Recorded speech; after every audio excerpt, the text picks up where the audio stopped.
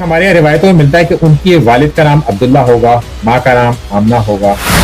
ہمارے ہی اسی عصر میں بہت سارے لوگ ہیں الحمدللہ انہوں نے ملاقات کی ہے، بہت ملاقات کی ہے، اور ہم حسن اللہ یاری صاحب اس میں سے ایک ہیں۔ جی سب سے پہلا میرا سوال ہے آپ سے کہ آپ اپنی لائف جرنی کے اعتبار سے کچھ بتائیے کہ آپ کہاں سے بہت ہیں اور مہربانی آپ یہاں کو، تک کیسے؟ یہ میری لائف جرنی جو ہے نا، کیا عرض کروں اب، سوائے تقصیر کے، قصور کے،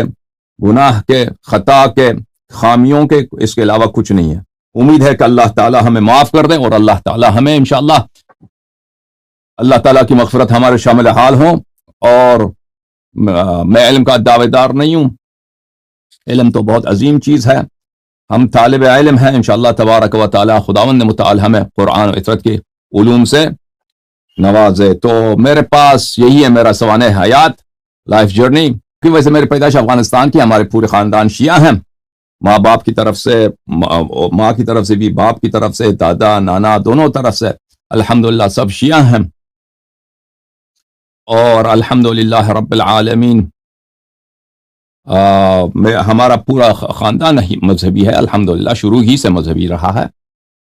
مجھے بچپن سے شوق تھا کہ میں دینی تعلیم حاصل کروں، تو کچھ دینی تعلیم حاصل کی الحمدللہ رب العالمین۔ تو میں سب سے پہلے جاننا چاہتا ہوں کہ شیعہ کی ہسٹری کیا ہے، یہ اسٹارٹ کہاں سے ہے اور آپ کیا سمجھتے ہیں اس کے شیعہ بارے میں؟ کی ہسٹری یہاں کیا سے ہے ہے وہ کہ بتانا اللہ چاہتے ہیں؟ تعالیٰ نے سب سے پہلے جو خلق کیا رسول اللہ صلی اللہ علیہ وآلہ وسلم کی خلقت کی، اور اس کے بعد ائمہ طاہرین علیہم السلام، اہل بیت اطہار علیہم السلام کی خلقت کی۔ اس سے پہلے کہ وہ آسمان خلق کرے، زمین خلق کرے، انبیاء کو خلق کرے، ملائکہ کو خلق کرے، تو سب سے پہلے جن کو ہستیوں کو خلق کیا ہے وہ 14 نور ہیں اللہ تعالیٰ کے، ہمارے 12 امام رسول اللہ صلی اللہ علیہ وآلہ وسلم اور حضرت زہرا سلام اللہ علیہا۔ تو ہسٹری ان کی یہ ہے کہ اس دنیا کی خدمت سے، اس دنیا کی تاریخ سے پہلے سب سے اقدم جو ہیں اہل بیت طاہرین علیہم السلام ہیں، اور اس اللہ تعالیٰ نے جتنے انبیاء بھیجے ہیں، ملائکہ کی خلقت کی، انبیاء کی خلقت کی، ان سب سے جو عہد لیا وہی ہے کہ ہمارے رسول صلی اللہ علیہ وآلہ وسلم کی رسالت کی عہد لی، اور ائمہ اطہار علیہم السلام کی ولایت اور ان کی نصرت کی عہد لی۔ تو یہ ہے تشیع کی تاریخ۔ اچھا، اب آپ بات کرتے ہیں 12 اماموں کی، تو اس کے بارے میں آپ کیا کہتے ہیں؟ یہ 12 امام وہ کون اللہ ہیں؟ کے مخلوق ہیں، کیسے انہیں ہمارے ماننا امام ہے؟ اللہ کے مخلوق ہیں، اللہ کے عبد ہیں، جیسے رسول اللہ صلی اللہ علیہ وآلہ وسلم اللہ کے عبد ہیں، اللہ کے سامنے بے بس، بے چارہ، اللہ کے سامنے، اور اللہ کا مملوک، اللہ کا عبد، عبد یعنی غلام، عبد یعنی عبد کے پاس کچھ بھی نہیں ہے، تو یہ اللہ کے عبد ہیں، اللہ کے مخلوق ہیں، لیکن اللہ نے ان کی خلقت کی ہے سب خلائق سے افضل۔ اللہ تعالیٰ سب خلائق پر ان کو برتری عنایت فرمائی ہے، علم کے لحاظ سے، قرب کے لحاظ سے، فضائل نفسانی کے لحاظ سے، طہارت و عصمت کے لحاظ سے، اور اجر آخرت کے لحاظ سے سب خلائق پہ افضل ہیں۔ اور یہ ائمہ اطہار علیہم السلام رسول اللہ صلی اللہ علیہ وآلہ وسلم کی طرح معصوم ہیں۔ رسول اللہ صلی اللہ علیہ وآلہ وسلم کے جتنے علوم تھے، اور انبیاء سلف کے جتنے علم تھے شرائع کے، جتنے علم تھے وحی کے، وحی صرف قرآن تو نہیں ہے، تورات بھی وحی، انجیل بھی وحی، زبور بھی وحی ہے، ان سب کا علم ائمہ اطہار علیہم السلام کے، جس طرح رسول پاک صلی اللہ علیہ وآلہ وسلم کے پاس تھا، ائمہ طاہرین علیہم السلام کے پاس ہے۔ کہ دیکھیں گے رسول صلی اللہ علیہ وآلہ وسلم دنیا سے گئے، پورے انسانیت کے لیے وہ ہدایت لے کے آئے تھے، یعنی جو سوال بھی کرنا تھا آپ رسول اللہ صلی اللہ علیہ وآلہ وسلم سے کرتے، ان کے پاس جواب تھا، یا اللہ نے ان کو علم دیا تھا، یا جبرائیل وحی لے کے آتا ان کے لیے، ٹھیک ہے نا، پورے انسانیت کے لیے ہدایت، عبادت کیسے کرنی ہے، نسک کیسے بجا لانے ہیں، قرآن کی آیات کی تفسیر کیا ہے، انبیاء علیہم السلام کی تاریخ کیا ہے، اور قیامت کے احوال کیا ہوں گے، آئندہ دنیا میں کیا ہوگا، یہ سب رسول پاک صلی اللہ علیہ وآلہ وسلم کے پاس یہ علم تھا۔ اور اس کے علاوہ قرآن مجید کے تفاسیر سب رسول پاک صلی اللہ علیہ وآلہ وسلم، وہ سب معلم قرآن تھا۔ رسول صلی اللہ علیہ وآلہ وسلم کے چلے جانے کے بعد یہ سب ضائع ہو گیا، یعنی آپ لوگوں کے ورژن اگر ہم لے لیں، ہمارے جو آپ بھائی ہیں اہل سنت جو کہلاتے ہیں، یہ سب ضائع ہو گیا، یعنی ختم، کسی کو انتقال نہیں ہوا، صحابہ کو شاید انتقال ہو، یہ علم منتقل ہو گیا، لیکن وہ صحابہ نے کیا کیا، ہمیں تو نہیں پہنچا، وہ ہمارے پاس ابھی کیا ہے، آپ کے کتب میں سب ملا دیں 3-4 ہزار سے 5 ہزار زیادہ سے زیادہ صحیح حدیث ہے، سب احادیث ملا دیں، سب احادیث ملا دیں، شاید 10-15 ہزار حدیث ہیں، سب احادیث ضعیف وغیرہ سب ملا دیں 10,000 حدیث، وہ بھی اکثر ایسی چیزوں پر کہ شاید ان کا یعنی بہت سارے ایسے احادیث ہیں جو ہمارے سوالات کا جواب نہیں دیتے، ہم ابہام میں رہتے ہیں، اشکال میں رہتے ہیں، تحیر میں رہتے ہیں، قرآن کی آیات کی تفسیر کیا ہے وغیرہ وغیرہ، اتنے سوال جو انسان کے لیے ہو سکتا ہے۔ تو یہ سب علوم کہاں گئے؟ اگر رسول اللہ صلی اللہ علیہ وسلم نے کسی کے حوالے نہیں کیا، اگر ان کا وارث کوئی نہیں ہے تو یہ ضائع ہو چکا، یہ ختم ہو چکا ہے۔ تو یہ اگر نبی کریم صلی اللہ علیہ وسلم کے بعد کوئی نبی بھی نہیں آنے والا، اور اس دین کا واقعاً احیاء ہونا ہے، یہ دین حقیقی دین ہے، اس کے علاوہ کوئی اور دین نہیں ہے، تو اس سے کوئی چارہ کار ہی نہیں ہے کہ نبی کریم صلی اللہ علیہ وسلم کے ایسے اوصیاء ہونے چاہیے ہر دور میں کہ اس کے پاس جو رسول پاک صلی اللہ علیہ وسلم کے پاس علم تھا وہ ان کے پاس ہوں، وَإِلَّا رسول صلی اللہ علیہ وسلم نے نہ کوئی حدیث کی کوئی کتاب لکھائی، کوئی کتاب نہیں لکھائی انہوں نے، ٹھیک ہے نا۔ صحابہ کے ذہن میں جو کچھ رہا بعد میں وہ صحابہ بھول گئے یا کچھ بھی ہوا، صرف اسی پہ اکتفا کرنا یہ امت پہ ظلم ہے، ٹھیک ہے نا۔ اگر آپ اتنی اہم بات میسج لے کے آئے ہیں پوری انسانیت کی بقا کے لیے، پوری انسانیت کی ہدایت کے لیے، میں صرف قرآن کی بات نہیں کر رہا، سنت کی طرح، قرآن کی طرح سنت اہم ہے، اور سنت کی اہمیت قرآن سے کم نہیں ہے۔ جو علم رسول پاک صلی اللہ علیہ وسلم کے سینے میں ہے اس کی حفاظت کے لیے انہوں نے کیا سوچا، کیا تدبیر کیا کہ آگے والی نسلوں تک یہ پہنچے؟ کچھ بھی نہیں کیا، یعنی اگر صحابہ کو بتایا، وہ صحابہ بھی مر گئے، بھائی بھول گئے، کچھ صحابہ نے سب تو ان کے پاس سب کچھ تو نہیں تھا، بہت سارے صحابہ تھے غسل نہیں معلوم، تیمم نہیں معلوم، ان کے نماز کے مسائل نہیں معلوم، الا ماشاء اللہ اس کے مثالیں موجود ہیں۔ پھر اس کے علاوہ قرآن مجید کو بھی اگر آپ دیکھ لیں، یہ بہت اہم بات ہے کہ قرآن کو بھی جمع نہیں کیا نا، رسول صلی اللہ علیہ وسلم دنیا سے چلے، قرآن بھی جمع نہیں کیا، اور نہ کسی کے سپرد کیا آپ کے بقول کہ جمع کرو، میں نہیں کہا تم جمع کرو، یہ بھی نہیں کیا، چلے گئے، ختم بات۔ یہ تو ہو ہی نہیں سکتا، یہ تو، اور قرآن، یہ ایک تو قرآن کا ظاہر ہے، ایک قرآن کا باطن ہے، قرآن کی تفسیر، اغلب قرآن کے جو آیات ہیں ان کے معانی، ان کے تفاسیر میں بڑا اختلاف ہے، بہت مبہم ہے۔ وَلَا رَطْبٍ وَلَا يَابِسٍ إِلَّا فِي كِتَابٍ مُبِينٍ، ہر تر و خشک قرآن میں موجود ہے، لیکن اس کا علم کس کے پاس ہے؟ وہ علم کہاں گیا جو رسول پاک صلی اللہ، ابن عباس کہتا ہے کہ میری رسی بھی گم ہو جائے میں قرآن سے نکال دوں گا، تو وہ علم کہاں گیا؟ یہ پوری انسانیت کیوں محروم ہو گئی اس سے کیوں؟ قرآن کے، پہلی بات ہے قرآن کے ظاہر پہ بھی بہت بات ہے، اب آپ قرآن کے ظاہر کو چھوڑتے ہیں، کہتے ہیں چلیں یہ قرآن کے ظاہر میں کوئی نقصان نہیں ہے، یہ سب صحیح ہے، قرآن کے معانی وہ کم اہمیت تو نہیں رکھتا، وہ جتنا قرآن کا ظاہر اہم ہے اس سے زیادہ قرآن کے معانی اہمیت ہے، وہ جو حقیقی تفسیر ہے رسول صلی اللہ علیہ وسلم کی، وہ ضائع، وہ کسی کے پاس نہیں ہے،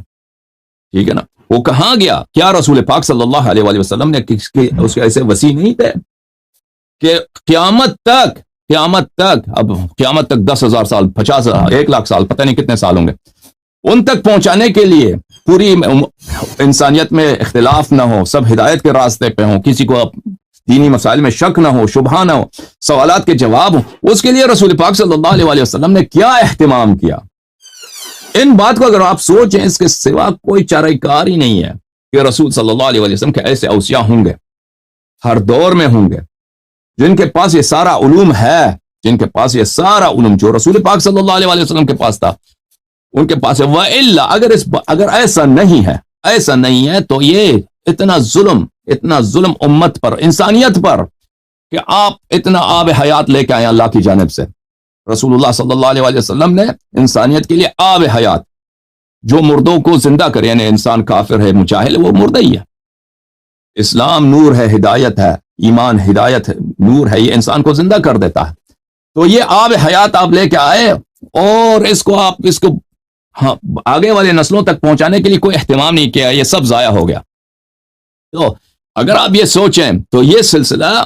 ہونا چاہیے، آخر الزمان میں امام مہدی علیہ السلام کی اگر ولادت آخر الزمان میں ہوگی تو یہ سارے علوم ان کے پاس کہاں سے آئیں گے؟